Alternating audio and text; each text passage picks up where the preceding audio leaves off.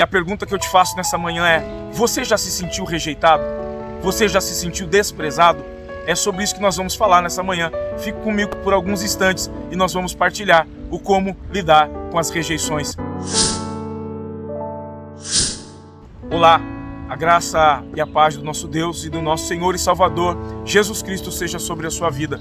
Passando para partilhar com você a porção diária da Palavra de Deus. O texto que está no livro de Isaías, capítulo de número 53, vai nos dizer assim: era desprezado e o mais indigno entre os homens, homem de dores, experimentado nos trabalhos, e como de quem os homens escondiam o rosto. Era desprezado e não fizemos dele caso algum.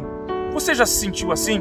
Desprezado, rejeitado? Alguém esconde o rosto ao lhe ver, alguém que vira o rosto ao te ver, torce o nariz e até mesmo muda de calçada quando você passa? E esse assunto é de extrema necessidade, de extrema importância.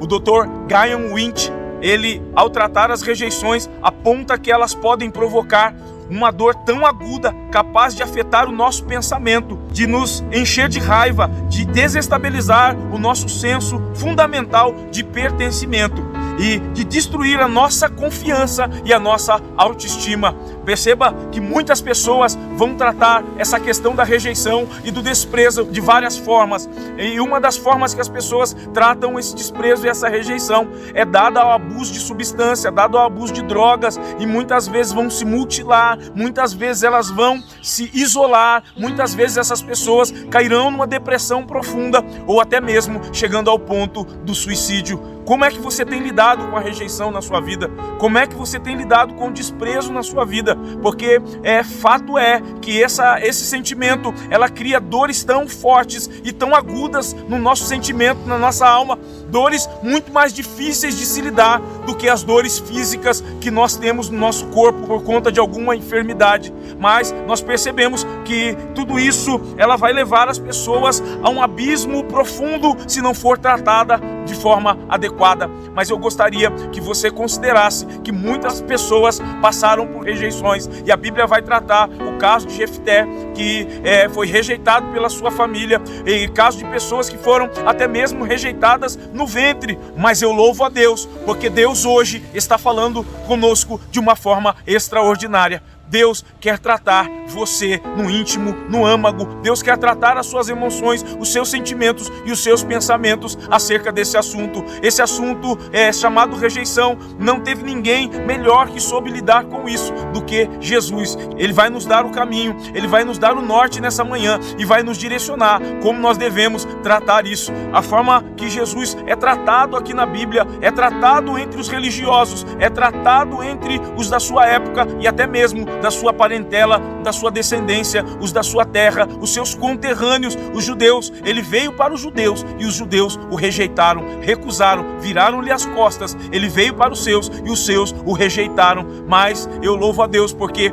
todos quantos o receberam, Ele deu-lhes o poder de serem feitos filhos de Deus. Eu gostaria que você considerasse Jesus no seu batismo, e quando Ele desce ao batismo, antes mesmo de começar o seu ministério, antes mesmo de começar o propósito pelo qual Deus o havia trazido a este mundo para salvar a humanidade, quando Ele sobe das águas, quando Ele submerge das águas, nós percebemos que há uma voz que vai dizer: este é o meu filho amado, em quem eu tenho prazer. Este é o meu filho amado, em quem me comprazo. E isso foi o suficiente para Jesus entender que quando ele está com Deus, que quando Deus tem prazer na vida de alguém, do ser humano, pode ter certeza que pode vir a oposição, as pessoas podem te rejeitar, as pessoas podem te desprezar, mas muito mais importante é o que Deus pensa de você quando você toma a atitude de estar ao lado dele e de fazer a vontade dele. Fico com esta palavra nessa manhã. O desprezo, a rejeição e nem nada disso parou Jesus, mas fez com que Jesus fosse resiliente, fez com que Jesus fosse resistente, fez com que Jesus prosseguisse na sua jornada e no seu caminho e no seu propósito até o fim.